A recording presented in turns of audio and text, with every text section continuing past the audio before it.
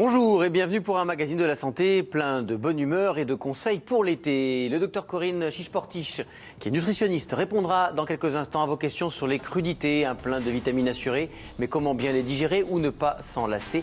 On verra qu'il y a beaucoup de variétés.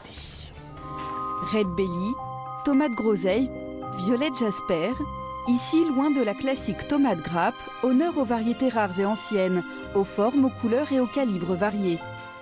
On restera dans le domaine de l'alimentation avec un reportage sur les DLC, les dates limites de consommation. À quoi servent-elles puisque souvent un aliment reste comestible après la date en question. Bien choisir sa bouée pour nager, ce sera le rôle dévolu aujourd'hui à Seti Dali. Et puis quelle place pour l'imaginaire dans la tête de nos enfants malgré les écrans? C'est la question posée à Catherine Jousselm, notre pédopsie. On vous recommandera la musique d'un groupe d'anesthésistes réanimateurs de Rouen. Parmi les 6 membres du groupe, 5 sont médecins.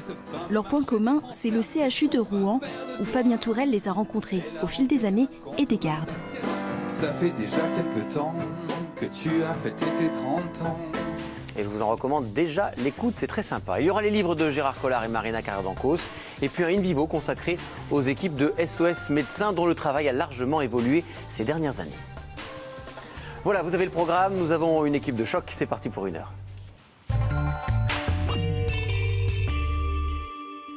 Bonjour mesdames.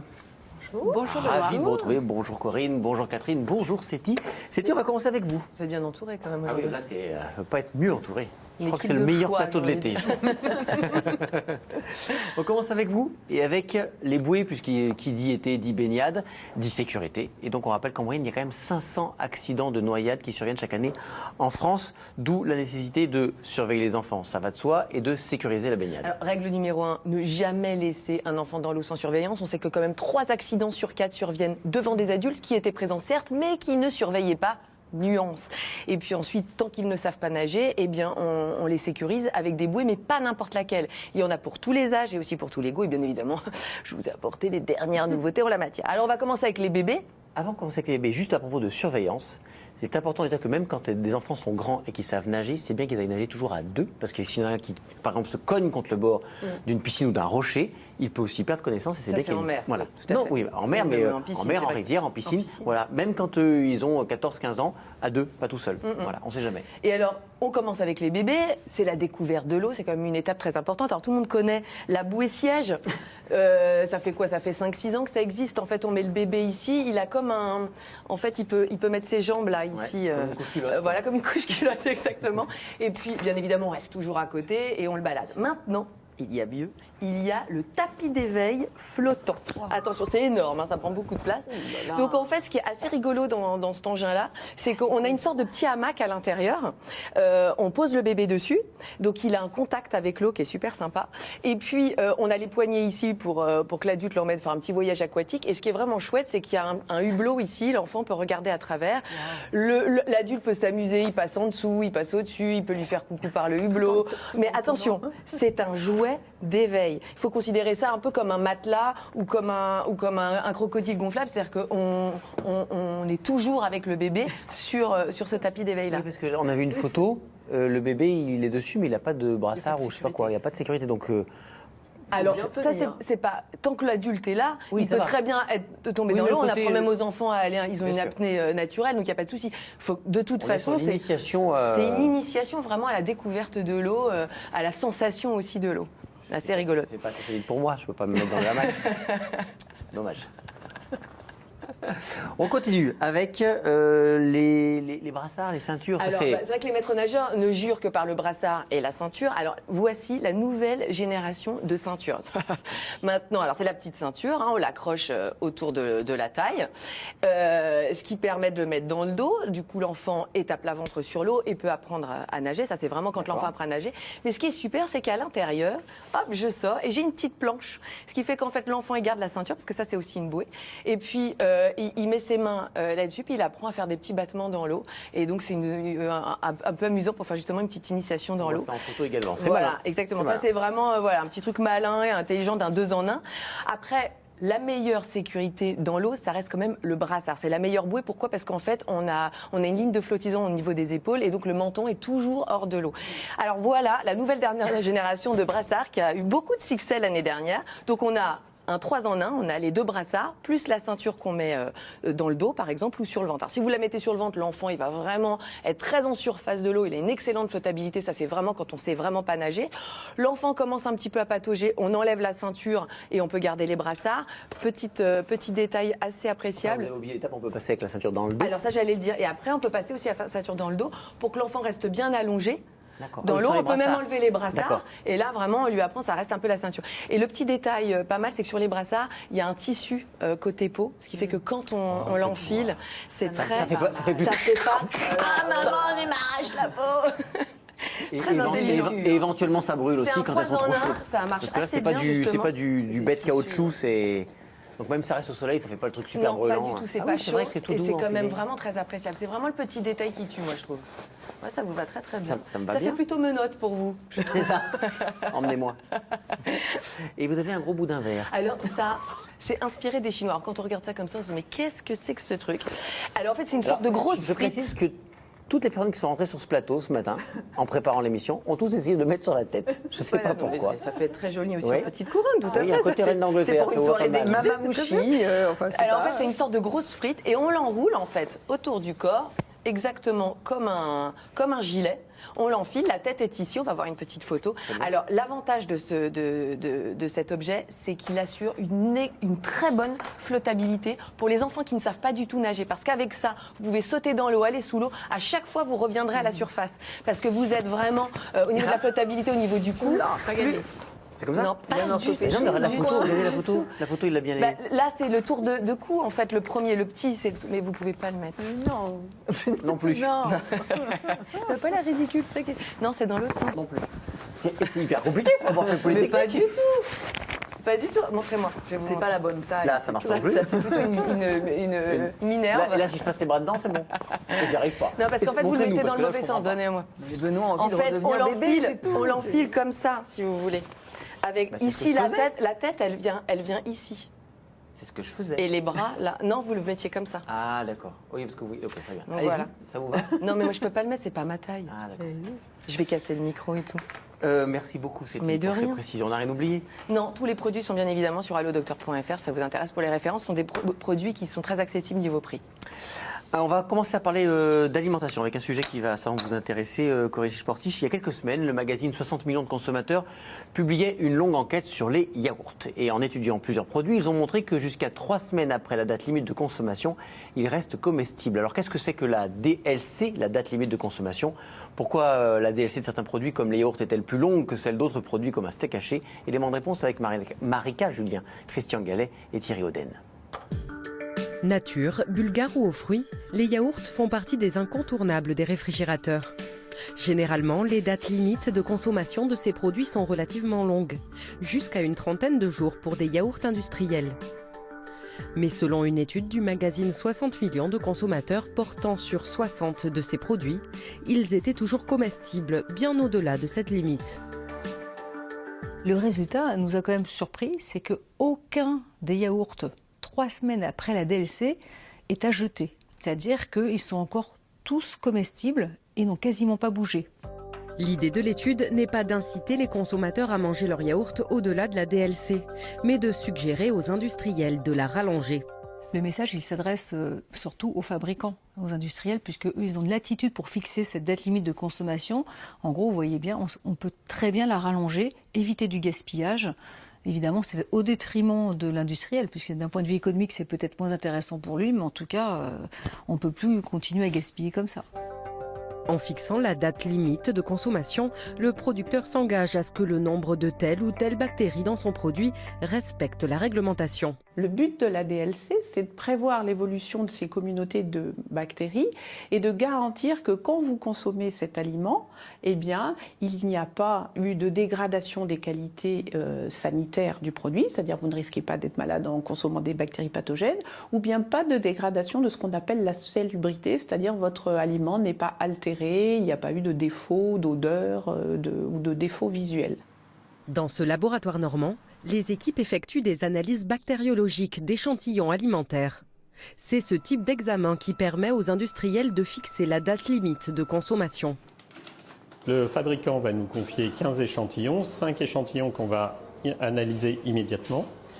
5 échantillons qu'on va analyser à tiers de la DLC après passage à 4 degrés comme chez le fabricant. Et 5 échantillons en fin de DLC. Lors de ces analyses en fin de DLC, les échantillons sont conservés à 8 degrés pour reproduire les conditions du frigo des consommateurs. Pour chaque produit, les échantillons prélevés et dilués sont disposés dans des boîtes de pétri. Au fond, une gélose permet de cultiver la bactérie recherchée. Si elle est présente, au bout de quelques jours dans les cuves, elle forme des colonies bien visibles. Dans le cas d'un yaourt pasteurisé, on va rechercher 2 familles de bactéries. Les entérobactéries, qui sont en fait des bactéries qui vont indiquer l'hygiène du procédé, du processus, voir si le yaourt n'a pas eu de soucis au cours du process et au cours de la pasteurisation. Et on va également rechercher une bactérie potentiellement pathogène pour le consommateur, qui est Listeria monocytogenes. Listeria ou salmonelle, des bactéries dangereuses qui se développent plus ou moins vite en fonction du produit et de ses conditions de conservation. C'est pour ça que certains aliments sont plus sensibles que d'autres. Les yaourts sont des produits fermentés au pH acide, un milieu qui ne plaît pas beaucoup à ces bactéries pathogènes. A l'inverse, les viandes fraîches et en particulier hachées constituent des environnements de choix pour le développement de ces germes. C'est des produits qui sont très périssables parce que c'est un produit, effectivement, c'est très riche la viande, donc les bactéries vont s'en donner à cœur joie, elles vont pouvoir se développer. Et donc, c'est un produit qui est dangereux à consommer au-delà de la limite parce que si les bactéries se sont trop développées, eh bien, effectivement, il n'y a pas eu ce phénomène de stabilisation de l'écosystème par l'acidité qu'on a pu avoir dans un yaourt. Enfin, dans de nombreuses charcuteries, le sel a séché le produit, ce qui freine le développement de certaines bactéries. C'est pour ça que la DLC d'un jambon ou d'un saucisson est plus longue que celle d'une viande crue. Un jambon cru, parce que le jambon cuit, il n'a pas une DLC très longue. Pour résumer, œufs, viande, Oui. on rigole jamais avec ça. Absolument, surtout la viande hachée. Puisque vous avez en fait une surface de contact avec l'air qui est très importante, donc une multiplication du risque de contamination. Viande hachée, c'est 24 heures au réfrigérateur hein, quand on l'achète non sous vide. Voilà. Les yaourts, finalement, est-ce qu'on ne peut pas juste se fier au goût ? Il est un peu acide, il est un peu tourné, on sait qu'il est mauvais. En fait, ils sont obligés, si vous voulez, d'avoir une politique générale, une politique globale pour s'assurer. De santé publique. Exactement, on est sur la santé publique. Maintenant, à titre individuel, on peut de temps en temps se poser la question, quand on est 2-3 jours, un peu de bon sens, on goûte, on regarde la tête de son yaourt, il est bon, on peut le consommer. Attention simplement aux enfants, attention aux femmes enceintes, sur lesquelles il faut toujours avoir beaucoup de précautions. Et puis sinon, les DLC, elles sont là aussi pour nous sécuriser. Principe de précaution, ça fait quand même partie de notre constitution. Donc voilà, ça fait partie aussi des choses qu'il faut respecter. Merci Corinne. Alors d'abord, je vous rappelle que la date limite de conservation n'est valable que si le produit est conservé dans de bonnes conditions, évidemment, au frigo si c'est nécessaire. Bien sûr. Et c'est encore plus vrai lorsqu'on est en été avec les fortes chaleurs. Catherine, on va parler des écrans maintenant, parce qu'évidemment, au moment des vacances, pendant les voyages, c'est bien pratique. Les images sont partout présentes dans notre monde, mais du coup, est-ce que les enfants continuent de faire la différence entre le virtuel, l'imaginaire, le réel ? Alors oui, les enfants font la différence, mais il faut faire attention à pas trop consommer de virtuel en permanence, ce d'autant que le virtuel est de plus en plus impressionnamment réel, réaliste en tout cas, et que plus on est jeune et plus on passe des heures devant des choses virtuelles, et notamment dans un monde, dans les jeux vidéo notamment, où il y a un concepteur d'un monde dans lequel vous naviguez, mais vous choisissez pas finalement de créer un monde, ça peut quand même provoquer certaines confusions chez certains jeunes enfants et ça n'alimente pas l'imaginaire si on fait vraiment que ça. Donc ça, c'est une chose importante à avoir en tête. Le trop d'images, ça tue l'imaginaire ? C'est-à-dire que le trop d'images sidère des circuits qui sont les circuits plus d'appropriation des choses, de l'expérience des choses. Par exemple, pendant les vacances, quand on est dans la voiture, si on est pendant 8 heures de voyage devant un écran, c'est pas tout à fait pareil que si, avec les parents, on fait des jeux totalement idiots, char jaune, toutes les voitures jaunes, on lève la main, ou je sais pas trop quelle bêtise, ou que les parents chantent des chansons qu'ils chantaient quand ils étaient enfants, ou qu'on écoute ensemble une musique et qu'on associe sur non, celle-là elle est nulle, celle-là elle est bien, parce qu'on explique ou qu'on décrive le paysage. Bien sûr, parce que c'est quelque chose qui permet d'apprivoiser la la frustration, quand est-ce qu'on arrive, etc. De s'identifier aux parents, d'avoir une véritable narration.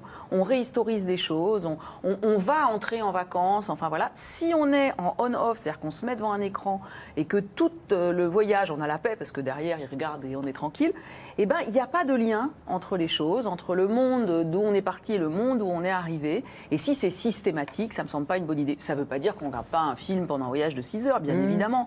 Mais c'est important d'échanger comme ça parce qu'on partage et qu'on s'identifie. Et à partir du moment où les enfants s'identifient à nous, ça leur permet de développer leur imaginaire sur ce qu'on a été, ce qu'ils sont eux, ce qu'ils peuvent créer et faire.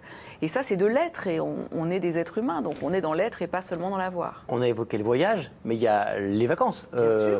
Regarder un écran ou être tout le temps devant un écran, c'est ne pas jouer ensemble, ne pas apprendre à nager, ne pas faire du vélo, bricoler, etc.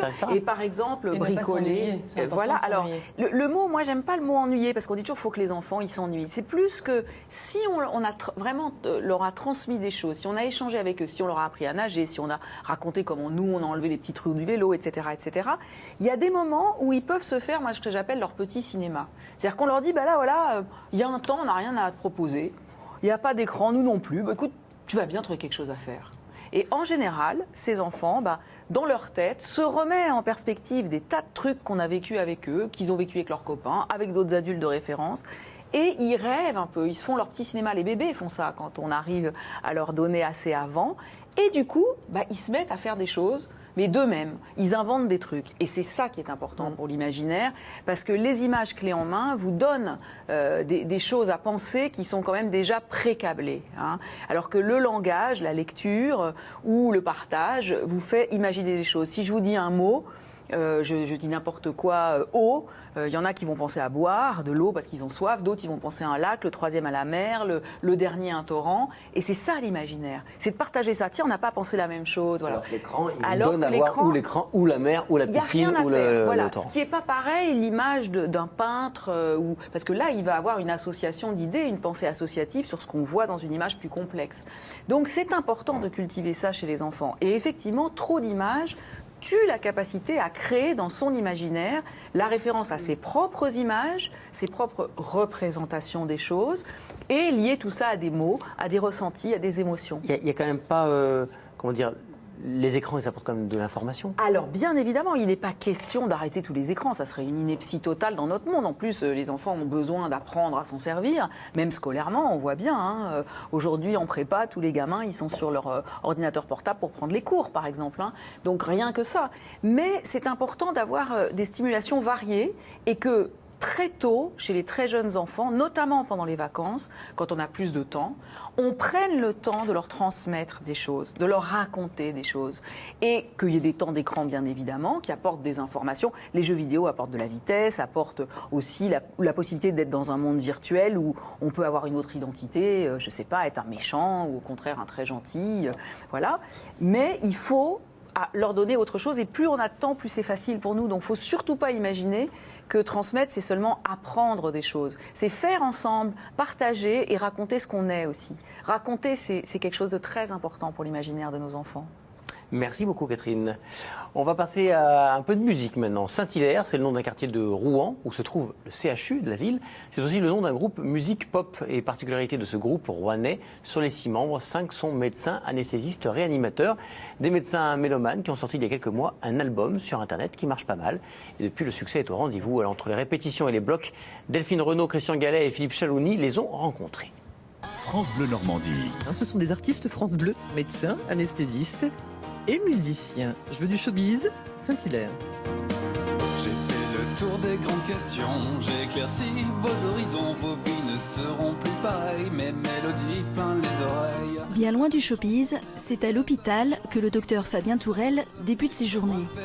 Au bloc, le chanteur-compositeur du groupe Saint-Hilaire est avant tout l'anesthésiste réanimateur qui est à l'écoute de ses patients. Ça s'est bien passé la nuit ? Oui, très bien. Ouais, et puis en plus, vous êtes endormi avec du bon son dans les oreilles, je crois. C'est ce que vous m'avez dit. C'est pas mal, hein ? C'est pas mal, moi j'aime beaucoup. Depuis quelques mois, le groupe rouennais rencontre de plus en plus de succès. Résultat, même au bloc, le médecin se découvre des fans. Vous étiez un peu surpris là que la patiente connaisse vos musiques ? Ça arrive pas tout le temps, mais de plus en plus en fait. Mais bon, après voilà, c'est rigolo et puis je trouve que c'est souvent sympathique. Succès auprès du grand public, mais aussi auprès de ses collègues. Fabien, est-ce que tu peux mettre un peu de musique s'il te plaît? Je mets quoi? J'ai failli du coup. Bah la dernière, j'ai failli. C'est mon mari qui est anesthésiste qui m'a fait connaître ce groupe et je trouve que c'est très agréable à écouter. Fabien, ça fait un moment qu'on le connaît et on l'a vu progresser avec son groupe au fur et à mesure et c'est impressionnant l'ampleur que ça a pris. C'est dingue la quantité de gens qui ont frôlé l'événement. Une aventure musicale qui a suscité l'enthousiasme de nombreux médecins qui n'hésitent pas à jouer les figurants pour l'occasion. Une grande partie des figurants du clip faisaient partie du milieu médical, sont internes, médecins à l'hôpital ou gravitent dans ce milieu-là. Exercer la médecine et les professions qui sont en contact des patients, le soin, c'est des professions qui génèrent un certain stress. La musique fait partie des moyens qui permettent à certains d'entre nous d'évacuer ce stress. Donc je pense qu'effectivement, c'est pour ça que Fabien Tourel s'est développé dans ce domaine-là.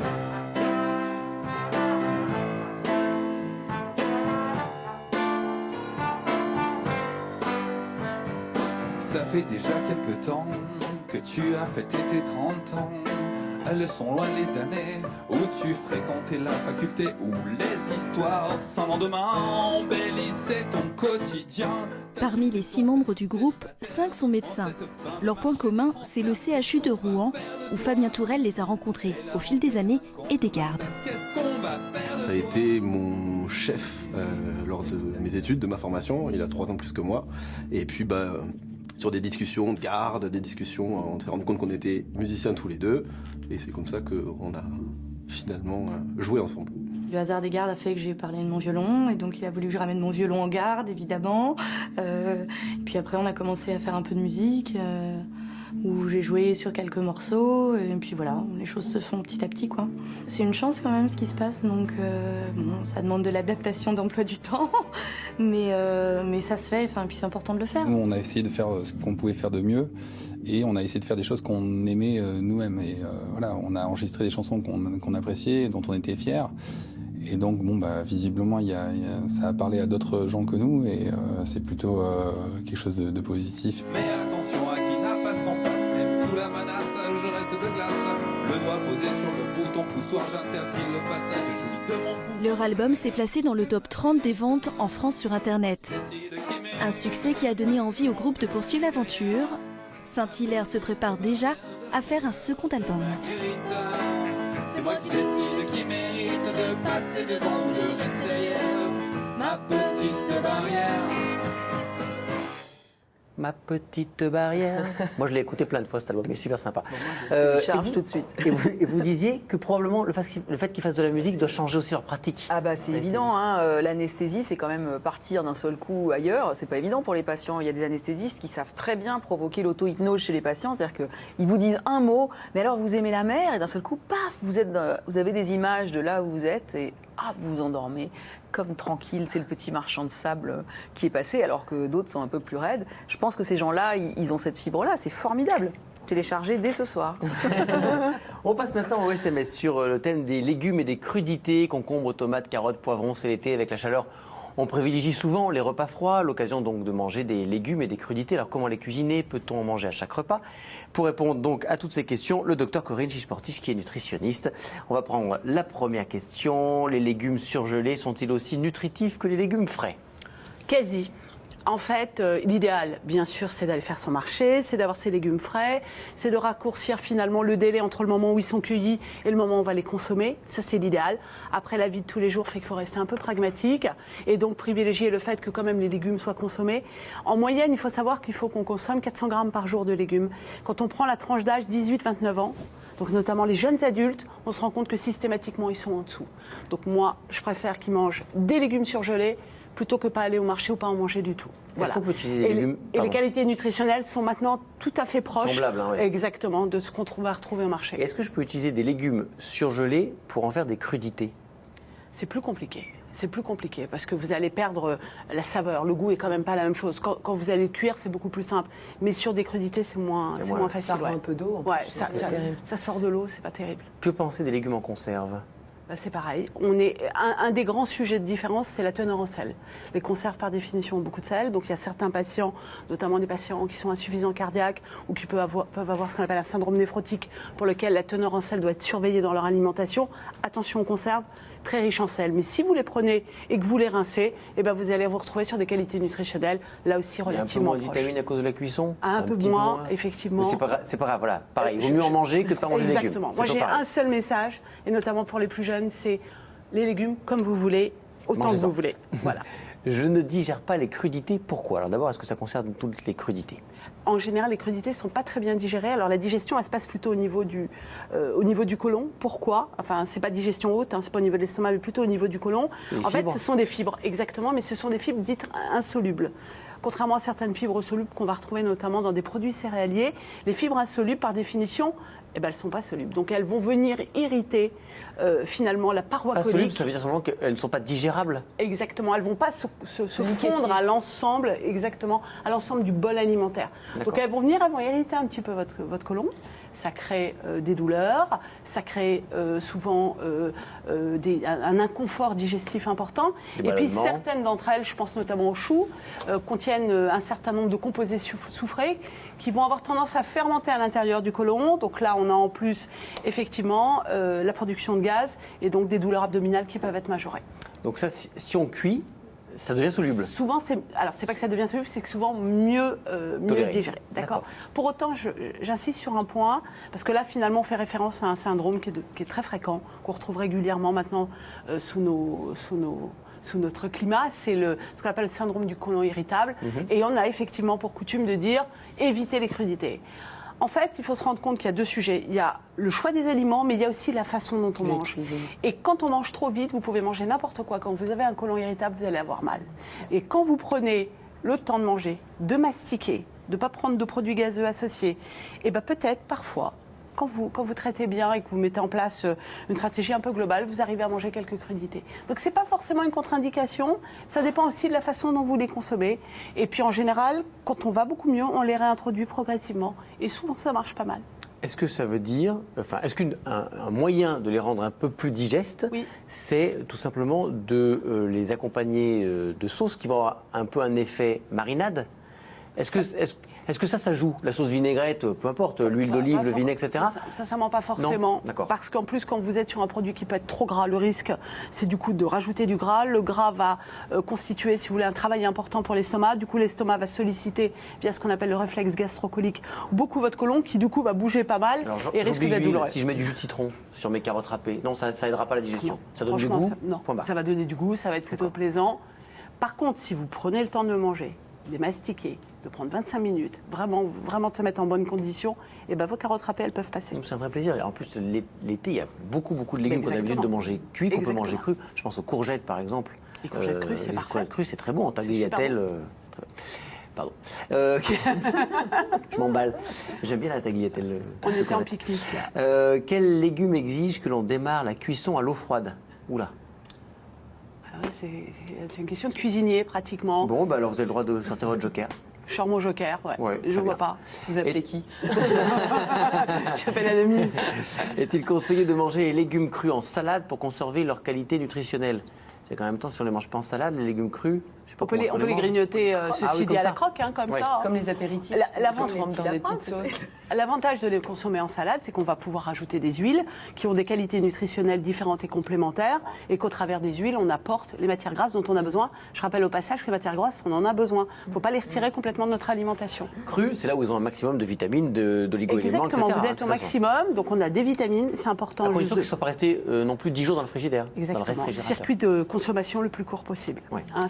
Et donc de distribution et donc de consommation. Je rappelle juste que dans les légumes, vous avez des fibres, très important pour le transit intestinal, très important pour la prévention du diabète, très important pour les maladies cardiovasculaires, très important pour la prévention des cancers. Donc on est sur des vrais produits qui ont des intérêts et une richesse aussi en vitamine A et vitamine C souvent, ce qu'on appelle les caroténoïdes, qui sont des antioxydants importants aussi là aussi, pour vous protéger contre certaines dégénérescences, la dégénérescence des maladies, des troubles cognitifs. d'accord, les maladies cardiovasculaires et les cancers. Donc on est sur des vrais bons produits santé. Juste une question moi, qui me semble importante chez la femme enceinte, parce que c'est ce que vous disiez, on a tendance aujourd'hui à tellement... on obsessionnalise l'idée du poids chez les femmes. Et enceinte, une femme, elle a besoin, en fonction des mois de développement du bébé, de protéines, de graisse. De tout. Oui, c'est ça, mais comment vous pourriez dire un message là-dessus? Parce que je trouve que c'est vraiment un truc compliqué. Les jeunes femmes enceintes, moi j'en vois un certain nombre, elles sont en difficulté avec ça. C'est-à-dire qu'elles sélectionnent, par exemple. Voilà, elles savent pas, on leur dit pas. Elles s'interrogent, elles savent pas. On leur dit attention, faut pas prendre trop de poids, tout ça, et en même temps, elles savent pas s'il faut qu'elles suppriment des protéines, de la graisse. Et puis on leur dit les crudités, attention, parce que si elles sont mal lavées, vous prenez des risques aussi pour votre bébé. Il y a deux, trois sujets. La première chose, c'est d'abord rappeler que la grossesse est un état physiologique. Donc, on va bien quand on est enceinte. Première chose. La deuxième chose, il peut y avoir quelques précautions alimentaires, mais elles sont assez restrictives. Elles concernent éventuellement une patiente qui est très en surpoids ou en obésité avant de démarrer une grossesse. Et là, on va faire un contrôle pour essayer de ne pas dépasser 7-8 kilos durant la grossesse. La troisième chose, c'est éventuellement l'état des sérologies, notamment la sérologie de la toxoplasmose ou la présence ou le risque de l'hystéria, où là, on va avoir des restrictions. Sinon, la règle, elle est relativement simple. Elles mangent la même chose. Elles continuent à manger la même chose, elles se font plaisir. Quand on n'est pas dans ces restrictions, une grossesse épanouie, je parle sous votre contrôle, c'est quand même aussi un très bon facteur de développement et pour l'enfant et pour la famille à venir. On va parler du légume le plus consommé en France maintenant. 15 kilos par habitant en moyenne chaque année. Il s'agit de la tomate. Vous avez gagné. On en compte des dizaines de variétés, comme vous allez voir dans ce reportage de Lucille Degout et Mathieu Cressio. On l'appelle le tomatologue. Dans sa serre, près de Montpellier, ce producteur cultive des dizaines de variétés de tomates sans produits chimiques. Là, ici, on a la Cherokee Purple. La Cherokee Purple, c'est une variété qui était cultivée par les Indiens, par les Cherokees à l'époque. Alors ici, c'est le coin des cœurs de bœuf roses. Elle est bien charnue, ça fait des grosses tomates. C'est assez productif. Je les laisse bien mûrir sur le pied. Il faut vraiment que je ne ramasse la tomate que quand elle est prête à être consommée. Voilà, ici vous avez l'ananas noir. Alors bon, c'est une tomate qui va être vert avec une robe un petit peu bordeaux.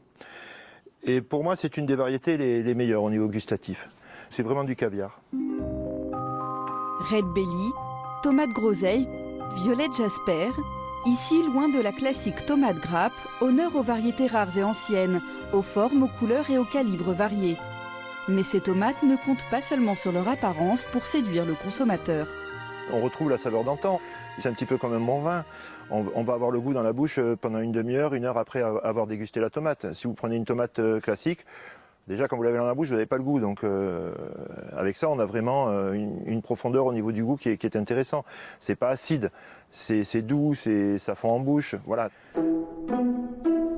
Pour profiter pleinement de toutes les saveurs de la tomate, il faut la consommer au bon moment. Et le laps de temps est court, de mi-juin à mi-septembre.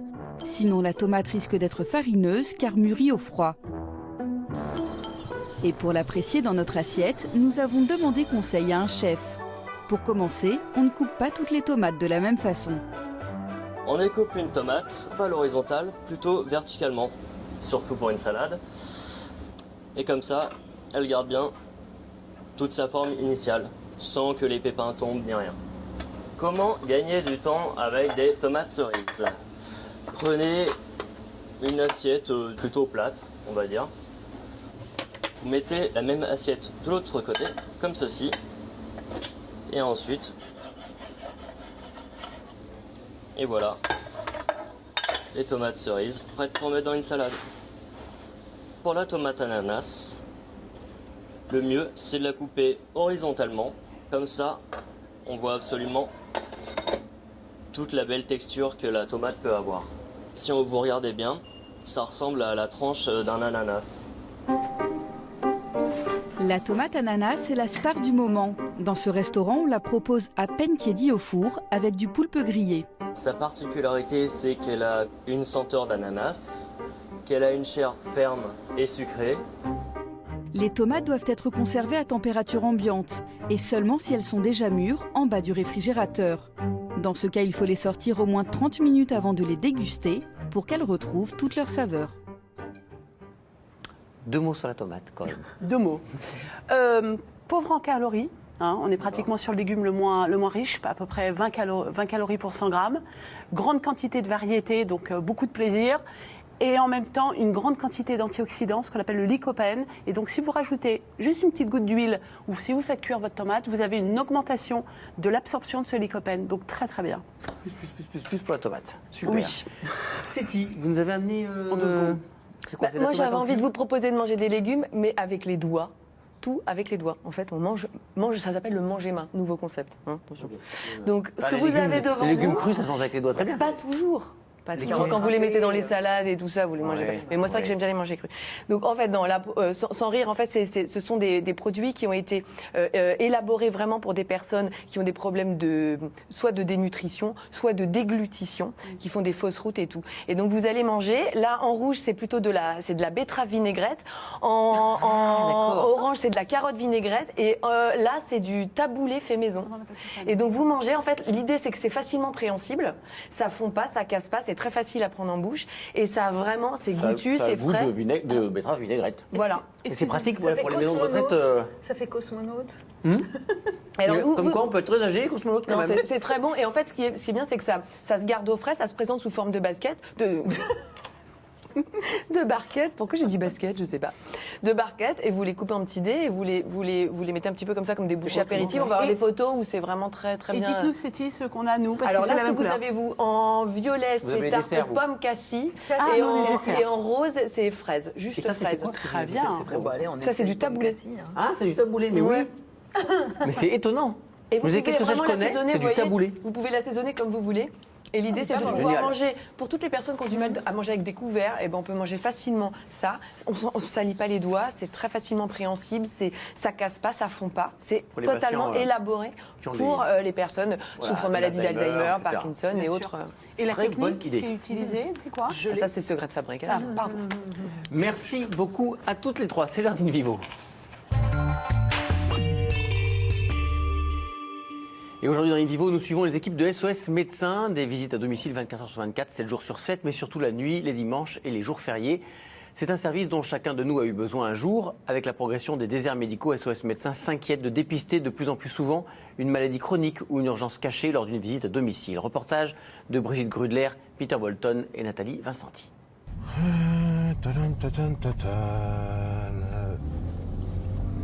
Alors ça va se découvrir. Hein. En revanche, tous les matins, on a ça avec Lyon. En plus, elle est en crue. C'est une cuvette. Donc on est toujours dans le brouillard. Il est 7 heures. Le docteur Dinet démarre sa garde dans la brume. Il a l'habitude. Cela fait 20 ans qu'il sillonne les routes de Sens et de sa région pour se rendre au chevet des patients. Sa première visite l'amène chez un jeune homme qui souffre de douleurs et de vomissements depuis 4 jours. Un cas d'apparence assez banal au vu de la météo du moment. Bonjour, c'est bien vous qui avez demandé le médecin? C'est moi. J'ai rien mangé depuis jeudi. Les seuls repas que j'ai mangés, c'est 2 compotes et une banane et tout est ressorti. Et puis surtout, j'ai une douleur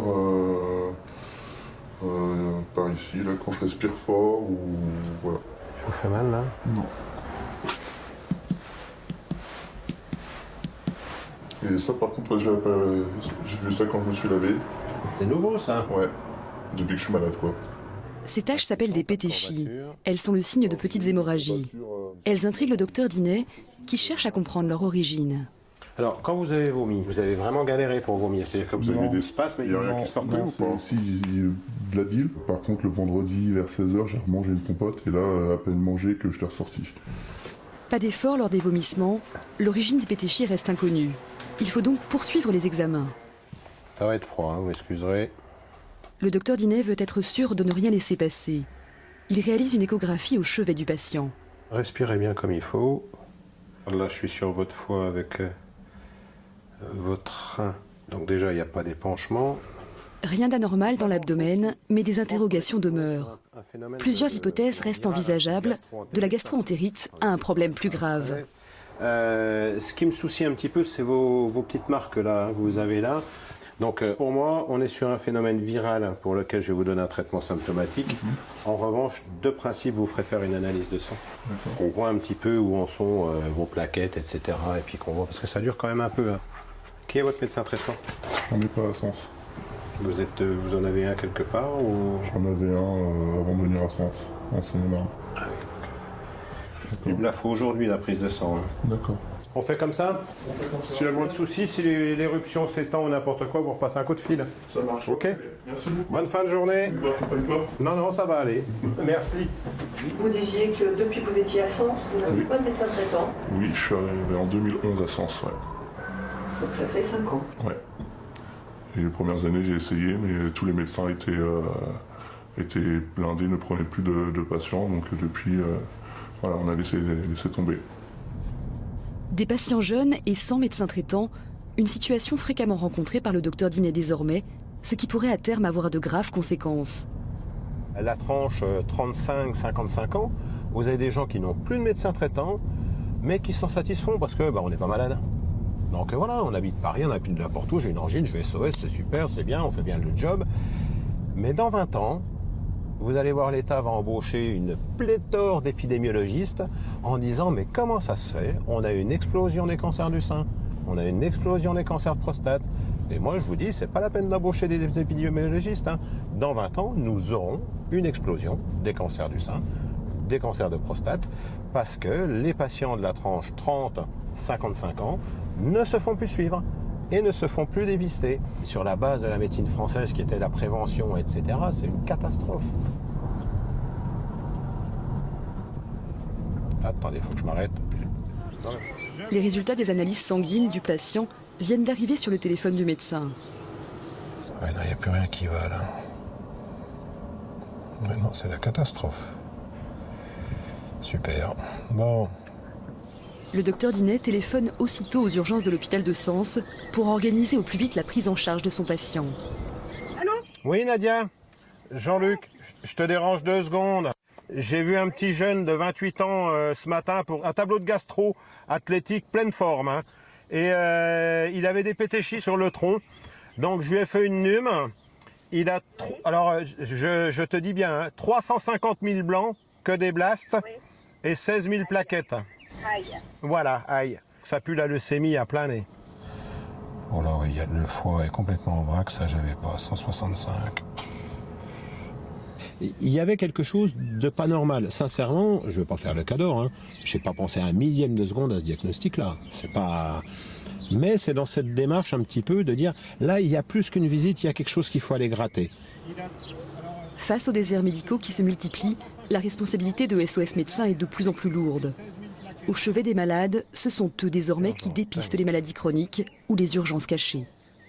Dans une leucémie aiguë ou un truc comme ça, 48 heures, ça peut être extrêmement important en termes de diagnostic. Et on vous dit, mais un monsieur de 28 ans qui vomit, il peut venir au cabinet, ça peut attendre. Ben non, non, non. Et là, c'est dramatiquement concret.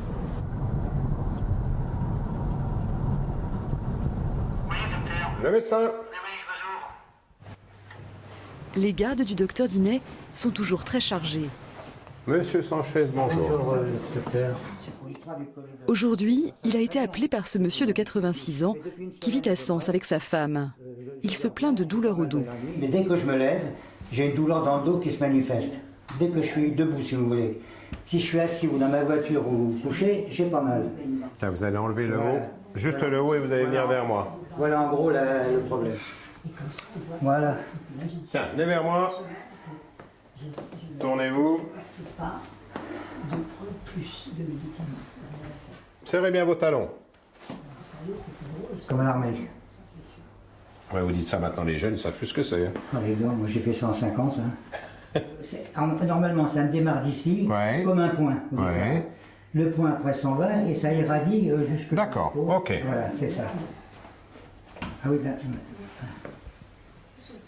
Juste là, hein. Oui, là. Et là, vous avez une petite bosse, là, vous avez une syphose. Oh là là, oui. Il y a longtemps que j'ai le doro. Hein. Penchez-vous en avant. Ah, vous êtes complètement raide. Hein. Ouais. C'est sur des douleurs inflammatoires. En pratique, ce que vous avez, nous sommes sur des douleurs qu'on appelle mécaniques. D'accord. C'est-à-dire vous avez dû faire peut-être un petit faux mouvement ou un petit peu... donc voilà. Des packs d'eau. C'est vous qui portez les packs d'eau en plus. Un pack de 6, ça fait 9 kilos. Vous avez Internet ou pas? Non, je n'ai pas Internet. Il Faut vous y mettre. Je suis trop vieux, 86. Mais non, c'est pas vrai. Non, mais je vais vous dire pourquoi. Avec Internet, vous avez ce qu'on appelle le drive. C'est-à-dire que vous commandez tout ce qui est lourd, lessive, etc. sur Internet, ça vous évite de porter. À votre âge, vous pouvez faire tout ce que vous faisiez avant, mais il faut le faire plus doucement et plus prudemment. Et vous blessez avec votre dos en portant un pack d'eau, je m'excuse, mais c'est bête, quoi, c'est dommage. Là, j'ai pas révéditoire, c'est une erreur. C'est-à-dire que c'est simple, il y a plein d'associations en ville, vous y allez au même titre qu'il y a des trucs de Scrabble, etc. 2-3 fois, on va vous apprendre, on ne peut plus ça. C'est juste avec une tablette, Tablette, ordinateur, PC, ce que vous voulez. Une chance, la tête est bonne. Bah justement, raison de plus pour faire Internet. Dans notre tête, on n'a pas notre âge déjà. Alors Ça me rassure, parce que moi non plus, donc je me dis que ça va durer. Alors là, pas du tout. Non, mais c'est vrai. Il y a des fois, je dis, mais c'est pas possible, on n'a pas cet âge-là, et tout le monde nous le dit, vous faites pas votre âge. Malgré leur jeune âge, ils ont dû faire appel à SOS Médecins, les seuls à se déplacer à domicile. Avant, nous avions un docteur à Sens, mais depuis 2 ans, il n'exerce plus. Alors, pour en retrouver un autre, on a eu beaucoup de mal. Et il faut qu'on aille à Véron, à 10 km d'ici, vous voyez. Mais le jour que je ne conduis plus, comment on fait? Voilà. Eh bien, SOS Médecins. Oui, mais vous ne faites pas les renouvellements. Ah non, vous ne faites pas les renouvellements, c'est ça le problème. On y travaille. Ah oui, travailler. D'accord, ça c'est très intéressant alors. Intéressant en effet, car les maladies chroniques concernent surtout les personnes âgées. Des pathologies qui nécessitent un suivi et des renouvellements d'ordonnances difficiles à obtenir quand les patients n'ont même plus de médecin traitant. Soignez-vous bien. Nous, on est là pour faire de la continuité des soins et typiquement ce qu'on a fait aujourd'hui. Mais c'est ce qu'il a verbalisé. Est-ce que vous renouvelez les traitements? Non, on essaye de trouver des solutions pour les gens, mais c'est pas notre mission de suivre les gens. Et là, on est typiquement dans la difficulté de ces gens âgés qui ont changé de médecin traitant. En l'occurrence, pour eux, ils avaient un médecin qui est parti suite à un épuisement professionnel, sans prévenir, sans pouvoir récupérer les dossiers. Voilà. C'est la problématique globale de la région. Le docteur Dinet quitte le centre-ville pour sa prochaine visite. Il se rend en périphérie de Sens, là où la campagne a peu à peu cédé la place aux immeubles. Et là, vraiment, ça tranche entre le côté rural et on est là en urbain pur. On passe de l'Île-de-France au 9-3, là, c'est fou. Et c'est là qu'habite sa prochaine patiente, une femme qu'il connaît bien. Et donc aujourd'hui, qu'est-ce qui ne va pas? Ce qui ne va pas, je suis fatigué de plus en plus avec ça. Trop de médicaments, trop d'antidouleurs, trop d'anxiolytiques pour lutter contre le désespoir. Elle s'est installée récemment dans la région pour se rapprocher de sa fille, mais celle-ci a été mutée peu de temps après. Elle s'est retrouvée seule ici, alors elle a craqué. Vous êtes ensuqué par votre traitement psychiatrique, hein? Je prends juste ça, Protadienne. Il y a tous les anxieux quand je suis angoissé. Mais il va falloir continuer de baisser parce que c'est sûr que ça vient de là, hein, que vous êtes dans le potage comme ça. Son psychiatre essaye de réduire les doses, mais elle a du mal à limiter sa consommation de médicaments. Vous n'avez mal nulle part. Aussi un peu dans le bas du dos. Oui, mais pas plus ni moins, même plutôt moins que d'habitude. Oui. Parce que là, je vous ai vu, moi, il y a une semaine, vous avez vu mon confrère, ça fait 3 passages en 8 jours. À la moindre angoisse, elle appelle SOS Médecins, dans l'espoir d'une nouvelle prescription, pour se rassurer. Le docteur Dinet l'a bien compris, il choisit donc un subterfuge. Ça, c'est une cure de vitamines. Il y a un petit peu de tout. Il y a vitamine C, des sels minéraux, oui, tout à fait. C'est juste pour essayer de vous donner un petit coup de fouet. Déjà, moi, ce qui me rassure et ce qui me satisfait, c'est que vous avez quand même déjà beaucoup moins mal, madame. D'accord? Oui, j'ai plus mal dans les cuisses, c'est rien. Donc, on va y arriver. On va y arriver. Il faut que vous preniez patience et il faut que vous sortiez de chez vous. Sinon, vous allez devenir folle. On fait comme ça? Je dis à ma fille encore, j'en ai marre de... C'est prévu pour quand, ce déménagement? C'est en projet? Oui, mais moi, c'est pour aller en région parisienne. Je vais voir avec ma secrétaire à moi, qu'elle vous recontacte, qu'on essaie de voir comment on peut faire. D'accord? On fait comme ça? D'accord. Sortez-vous de cet appartement. Bon, excusez-moi. Ok, ben, vous ne m'avez pas dérangé. Je suis là pour ça, je viens vous voir.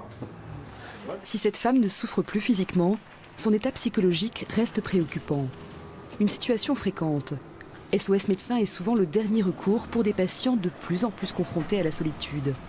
Une détresse qui touche le docteur Dinet. Moi, ce qui m'intéresse, c'est le patient. Je pense que je suis amoureux des gens. Ils me le rendent bien d'ailleurs au demeurant. Et je ne fais pas que de la médecine, je fais de l'humain. On va chercher les gens chez eux, dans leur vérité, dans leur jus, dans leurs problématiques et ce qui est très très important en termes de diagnostic. 20 ans de SOS, hein. Je ne ferai rien d'autre, c'est pas possible. Je suis monté dans une voiture et je suis jamais redescendu de la voiture.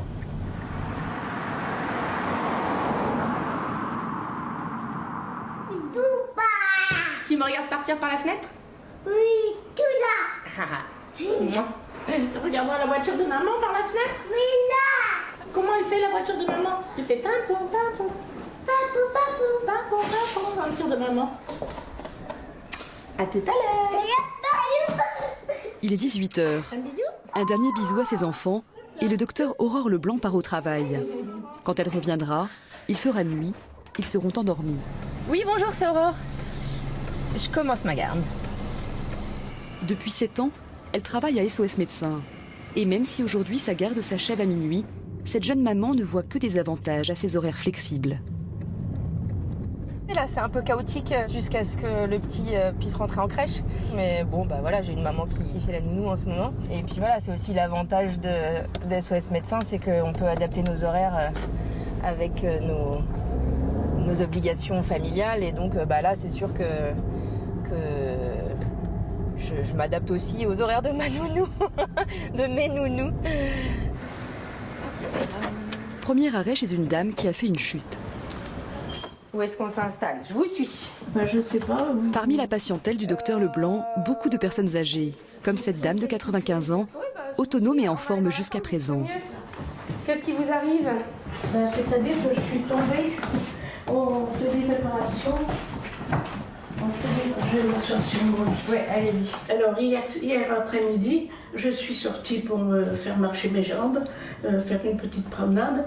Et en rentrant au rez-de-chaussée, j'ai ouvert la porte de l'ascenseur, qui n'était pas là. Et je suis tombée dans la cage de l'ascenseur. C'était pas bloqué?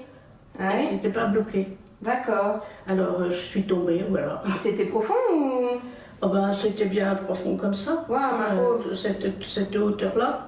D'accord. Eh ben, dites donc. Eh ben, voilà. Et du coup, vous vous êtes fait mal où? Je suis seule. Ben, écoutez, j'ai surtout mal dans les côtes, là. Ouais. Et puis autrement, ben non, j'ai rien. D'accord. Voilà. Comme ça, c'est très bien. Alors, je me mets derrière vous. Je regarde votre colonne. Ah oui, vous avez un bel hématome là. Vous êtes d'accord. Sur le côté? Bah oui. Oui. Ah oui, ça fait mal. D'accord. Ah oui, là, et puis alors, je sens bien que j'ai une douleur. Respirez fort par la bouche. Encore faut-il savoir si des côtes sont cassées et évaluer le risque d'un pneumothorax, une bulle d'air coincée entre les membranes du poumon. La mesure du taux d'oxygène va apporter une information importante. C'est parfait. Je vous mets ça au bout du doigt, ça prend le pouls et le taux d'oxygène, comme ça on va voir si vos poumons ils respirent bien. Taux d'oxygène, 99%, c'est le maximum. C'est parfait. Et votre pouls, il est parfait aussi. Bon, plus de peur que de mal. On va vous soigner la douleur. Si c'est qu'une petite contusion, vous allez avoir mal pendant une petite semaine. Si c'est cassé, ça peut durer 4-5 semaines de douleur. Donc au moins vous saurez à peu près combien de temps vous allez souffrir. Une radio est nécessaire pour savoir si les côtes sont cassées. C'est la nièce de la vieille dame qui a appelé SOS Médecins. C'est elle aussi qui va prendre rendez-vous pour une radio afin d'exclure définitivement tout risque de fracture et de pneumothorax. Et s'il y a un pneumothorax, on fait quelque chose? Alors, faudrait revoir un médecin après. Bon, là, vu que son taux d'oxygène il est parfait, moi, à l'auscultation, j'entends rien. Et quand on percute, là, il n'y a rien, il n'y a aucun argument pour le pneumothorax. Mais parfois, il peut y avoir juste une toute petite bulle, et ça se surveille juste. Je laisse un petit mot pour votre docteur? J'ai déménagé il y a 3 ans et j'ai pas retrouvé mon médecin, évidemment. Ah oui, ça, c'est le problème. Bon, de toute façon, c'est pas la peine qu'on aille chez le médecin, ils vont voir à la radio s'il y a quelque chose. Hein. Ils vous diront. Allez, bon courage. Merci beaucoup. Pas de médecin traitant, même à Paris, la situation de cette personne âgée est loin d'être rare. Et le manque de généralistes devient un problème récurrent. J'ai déjà eu des gens en proche banlieue là, qui me disaient j'ai appelé 10 médecins, je viens d'arriver à Paris, je viens d'arriver à Paris, j'ai pas de médecin traitant, j'ai appelé 10 médecins, personne n'a voulu me voir. C'est inquiétant, on est à Paris, enfin, comment font les gens à la campagne, mais comment font les gens à Paris aussi, parce que c'est compliqué. Parce qu'à un moment, les pouvoirs publics se sont dit que la médecine, ça coûtait trop cher et que s'il y avait moins de médecins, ça coûterait moins cher. Et donc, ils ont mis un numerus clausus drastique. Et moi, quand j'ai passé ma première année, là, ils prenaient 90 médecins. On était à peu près 1000 au départ. Ils en prenaient que 90. Et maintenant, ils en prennent 350. Donc, ils se sont bien rendus compte qu'il y avait un vrai problème. Mais avant que tous ces jeunes médecins-là soient formés et n'arrivent sur le terrain, ça va être quelques années difficiles. Des années au cours desquelles l'activité de SOS Médecins risque d'augmenter encore. Aujourd'hui, ils sont 153 à Paris, qui assurent chacun 2500 visites par an. Et sont bien souvent les seuls à se déplacer à domicile. Alors bien sûr, le docteur Leblanc n'a pas fini de courir. Oui, bonjour, c'est le médecin. Et de faire face à des problématiques variées. Pour y répondre, elle a décidé de compléter sa formation. Je suis généraliste, je suis aussi urgentiste, j'ai passé ma CAMU, donc j'ai aussi le diplôme d'urgentiste. Je pense à passer ma capacité de gériatrie, parce que c'est vrai qu'on voit beaucoup de personnes âgées et donc voilà, ça fera une corde de plus à mon arc. Et puis on voit beaucoup de pédiatrie, faut être polyvalent, faut s'adapter à toutes les situations. C'est ça qui fait le charme du métier. Le docteur Salgé a 34 ans et ne cesse de courir d'un patient à l'autre. Il y a 7 ans déjà, il rejoignait ses 1500 collègues de SOS Médecins. Bonjour. Bonjour, docteur. Bonjour, monsieur Partouche. Docteur Salgé, enchanté. Docteur Salgé. Salgé. Salgé. Salgé. T. S-A-L-G-E. T. Un T d'abord. Non, un S. Un Salgé. Ouais. Il est pas facile, mon nom de famille, je sais. Cet homme de 87 ans a appelé SOS Médecins pour un essoufflement et des œdèmes aux jambes. Il vit seul et sa kinésithérapeute craint une phlébite. Et puis vous avez plein de tapis à la maison. Ouais. C'est comme ça qu'on tombe. C'est bien, au moins vous le savez. Il y a un début. Bon alors, racontez-moi. J'ai appelé mon médecin en vacances. J'ai appelé son remplaçant en vacances aussi. Ouais. Et donc, je suis chez vous. D'accord. Parce que votre kiné vous a dit que peut-être vous aviez une phlébite. C'est ça? Je vais vous montrer. Et vous avez déjà fait des phlébites? Jamais. Bon. La crise de goutte, oui. La phlébite, non. Non. C'est déjà pas mal. Et l'infarctus aussi. Il a aussi été opéré d'un infarctus. On lui a posé des stents. Tenez, donnez-moi. Ok, allez-y, allongez-vous. Mettez la tête sur les oreillers. Parfait. Vous avez mal dans la poitrine? Non, pas du tout. Vous êtes essoufflé? Un peu essoufflé. Plus que d'habitude? Peut-être un peu plus. Peut-être un peu plus. Qu'est-ce que vous faisiez comme métier? Restaurateur. Vous aviez quoi? Un restaurant, une brasserie? Un restaurant. Un restaurant? Dans Paris? Oui. Où ça, dans Paris? Au Lido. Ah. Pas n'importe où, alors? 35 ans. 35 ans? 35 ans au même endroit. Et vous avez... C'est ici que je vous fais mal? À la cheville. Là. Ici, là? Oui. Mais là, dans le mollet, ça fait mal? Le mollet, pas mal, mais la kiné m'a dit elle trouvait que mon mollet était très dur. Oui. Bah, je suis d'accord avec la kiné. Je vous laisse vous rasseoir. Hop. Je vais vous faire un électro, monsieur Partouche. Oui. D'accord? Une récidive cardiaque est la première hypothèse à vérifier. Le docteur Salgé réalise immédiatement un électroencéphalogramme.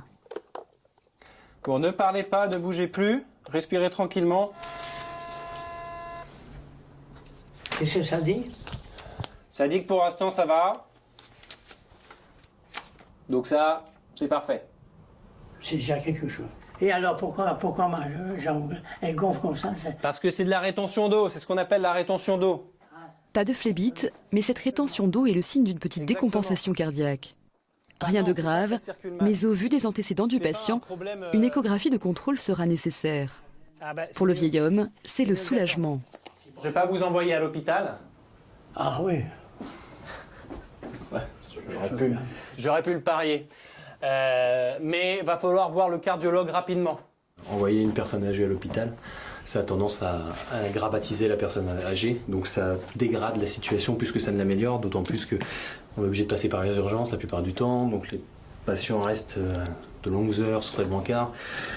Je ne jette pas la pierre aux urgences, hein, ils sont débordés, etc. Mais c'est un fait, et le fait est que les patients, ça les dégrade encore plus. Donc si on peut faire autrement, moi je préfère éviter, dans l'absolu. Puis moi je vais lui donner des traitements pour que ça aille un peu mieux, là, en attendant de voir le cardiologue. Je vais un petit peu en fait.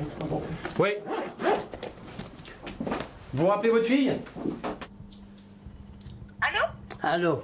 Je vais te passer le docteur. D'accord, merci, bisous papa, à tout à l'heure. Donc c'est le cœur qui fatigue un petit peu, et parce qu'il fatigue un petit peu, il fait un peu de rétention d'eau. Mais ce qui serait très bien, c'est de voir son cardiologue pour qu'on puisse refaire une échographie cardiaque pour voir un peu où il en est. Voilà. Mais un détail préoccupe aussi le docteur Salgé. Il y a beaucoup de tapis à la maison. Et il a tendance à se prendre un petit peu les pieds dedans. Je ne sais pas ce qu'il a, mais une téléalarme ou quelque chose comme ça, au cas où il lui arrive quelque chose, parce que s'il tombe par exemple, comme il est seul, ce serait, je pense, préférable de mettre ça un peu en place. D'accord, très bien. Voilà. Très bien. Et vous voulez que je vous repasse votre papa? Vous lui dites que je suis là d'ici une heure. D'accord, pas de problème. Voilà. Très bien. Merci beaucoup. Je vous en prie. Au revoir, bonne fin de journée, monsieur. Merci de même. Au revoir. Au revoir. Donc là, je vais faire une lettre pour le cardiologue. Il faut prendre rendez-vous avec lui. Oui. D'accord. Je vais vous mettre un petit médicament pour ces histoires d'œdème. Oui. En attendant le cardiologue. Vous avez votre carte vitale? Oui. Attendez. On y va? Attendez. Non. Attendez, vous n'avez pas fait vos lacets. Monsieur Partouche, vous n'avez pas fait vos lacets. Non, ça fait rien. Non, non. Bon, si. Je vous envoie pas à l'hôpital, mais si vous tombez par terre, je vais être obligé de vous envoyer à l'hôpital. Alors, Merci. Je vous en prie. Comme j'apprends à faire les lacets à mes enfants, ça ne change pas, c'est bon. Au revoir, monsieur Partouche. Docteur, merci pour vos bons soins. Je vous en prie, bonne fin de journée à vous. Au revoir, chef. Sans SOS médecin, il aurait été difficile à ce vieil homme de bénéficier d'une consultation à domicile. Parce que c'est compliqué pour un médecin de ville de se déplacer, ça prend énormément de temps. Ils ont une patientèle déjà bien remplie, donc c'est vraiment difficile pour eux. Il faut savoir aussi que, par exemple, en 2015, il y a eu une installation de médecins généralistes sur Paris. Pour, si ma mémoire est bonne, au moins 200 départs à la retraite. Donc ça fait un vide. Et puis après, il y a le problème aussi de la rémunération du médecin généraliste en ville, qui, si un jeune veut venir s'installer en ville, c'est tout simplement pas possible d'avoir un bail sur Paris avec les traites, les charges. Il a une vie de famille, hein, donc s'il accepte de travailler de 8h à 23h, 6 jours sur 7, oui, c'est possible. Mais je ne suis pas sûr que sa femme ou son mari soient d'accord. Hein. Et on est là aussi, nous, à SOS, pour pallier ce genre de situation, pour essayer de remplir les trous. Mais on fait ce qu'on peut, quoi. Il y a des patients qui n'appellent quasiment plus que SOS parce qu'il n'y a plus que nous. On est leur seule solution. Parce qu'il y a des airs médicaux. Si vous prenez le 19e à Goutte d'Or, c'est une zone sinistrée. Hein. C'est un gros problème de santé publique. Voilà, pour demain, dans In Vivo, on retrouvera un documentaire sur des nouvelles structures pour la réinsertion des personnes handicapées. C'est l'habitat partagé. Il est l'heure de retrouver Marina et Gérard avec leur sélection de livres de poche. Gérard, bonjour. Bonjour. Du vrai thriller, bien psychologique. Fais-le pour maman, François-Xavier Dillard chez Pocket. Or, l'histoire d'une famille, une jeune fille adolescente, son petit frère qui a 7 ans, et la mère qui n'a pas d'argent, qui n'arrive pas à joindre les deux bouts, donc le climat est très tendu. Les disputes se multiplient et un jour, à force de se taper dessus. L'accident. Voilà, l'accident. La gamine est très grièvement blessée et la mère accuse le petit garçon d'avoir blessé sa sœur. La police ne le croit pas. La mère va en prison, 5 ans de prison, et puis elle disparaît. Et puis le petit garçon, il devient grand, il se marie, il devient un médecin célèbre. Et c'est là que des morts d'enfants apparaissent dans son entourage. Qu'est-ce qui s'est passé? Qui finalement avait blessé l'adolescente? Cette adolescente qui est maintenant dans un centre parce qu'elle a été très grièvement blessée. Elle a fait quoi, elle?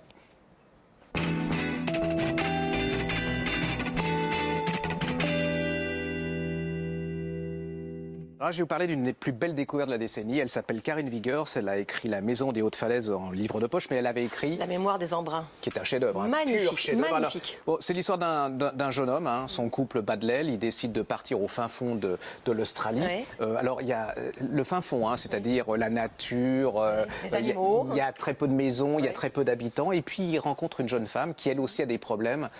C'est un peu vous savez, c'est l'amour-haine. Donc, ils s'aiment, mais ils n'osent pas se le dire. Mais en plus de ça, c'est absolument la nature. Ouais.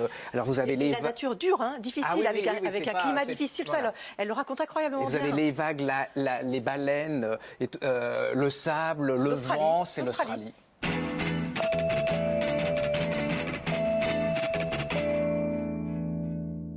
Voilà, on retrouvera une dernière fois Marina Gérard depuis les jardins de l'hôpital Sainte-Anne, des jolis jardins d'ailleurs. Ah oui. Hôpital psychiatrique de Paris. Merci beaucoup à toutes les deux, Corinne et Catherine. Bonnes vacances à vous. Et nous, c'était on se retrouve demain. Bah oui, on va parler des idées connectées pour éviter les chutes. Des idées connectées pour la prévention des chutes.